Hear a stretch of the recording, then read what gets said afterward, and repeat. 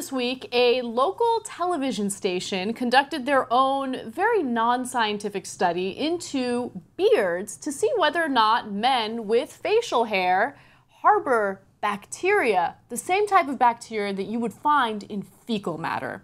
Now, you saw this headline all over the place if you logged onto the internet at all. And I remember reading it and thinking to myself, this is BS, mostly because I want it to be BS. But the fine people at Slate decided to debunk the study, and I think they did so in an incredible way. So, they say, in this study, the news station swabbed a few beards, sent them off to a company for analysis, and got back a report that the beards contain germs, specifically enteric bacteria, which are part of the human gut microbiome and therefore are also found in feces. Voila! Your beard is as dirty as a toilet, and beards contain poop. Sweep the internet. You know, so if you eat an apple, that's also, because that turns into poop too, right? And then that will, part of that apple will be in my poop. So everything's poop.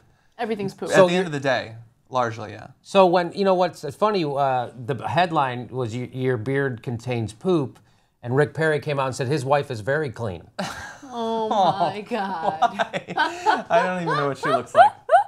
Okay. So when it comes to this, I'm a little bit biased because I actually covered this. But and you also have a beard. I also have a beard. I checked. Mine is actually filled with poop. So Slate, back off, okay? I did the science. I think that Slate is kind of setting up a bit of a straw man because they're implying that in the initial TV study and in the initial articles about this, that they were like, by God, we've found the bacteria. But I feel like from when we covered it on my channel and from the initial sources that we read, they were filled with caveats about how they're probably overplaying it. But Slate is pretending those caveats didn't exist. Okay, so let me comment on that. Yes, they did mention the caveats in the article, but they downplayed the caveats. The headline was, your beard has fecal matter in it. So everyone's thinking, oh my God, this very scientific study done by a TV station says that there's fecal matter in there's poop in my beard, right? So the fear-mongering is just, you know, regurgitated by the mainstream press, and that's the reason why. And look, it's sensational, right? People love the sensational stuff. They want to freak out about something. And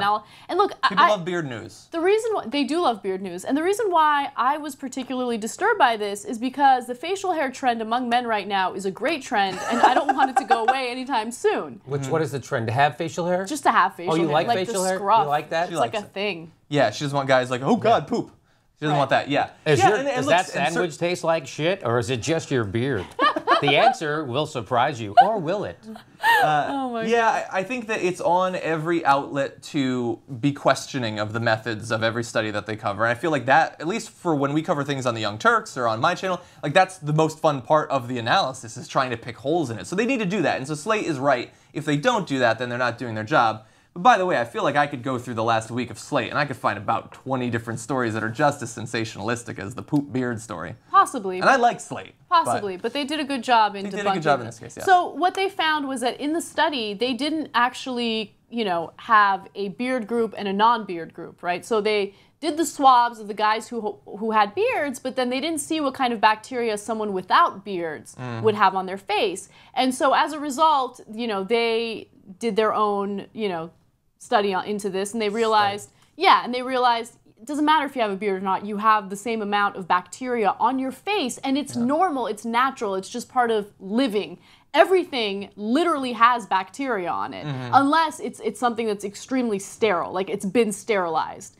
Also, they said the following: what we'd want to know is whether men with beards harbored more bacteria than men with clean-shaven faces, which of course they didn't look at. Fortunately, this question has been addressed in the scientific literature. A recent article titled "Bacterial Ecology of Hospital Workers' Facial Hair," a cross-sectional study concluded that healthcare workers with and without beards harbored similar numbers of bacteria. So they didn't actually conduct the study. They referred back to a real scientific study that looked into this. Yeah, although God knows if we were to look at that study, what holes we might discover. Yeah.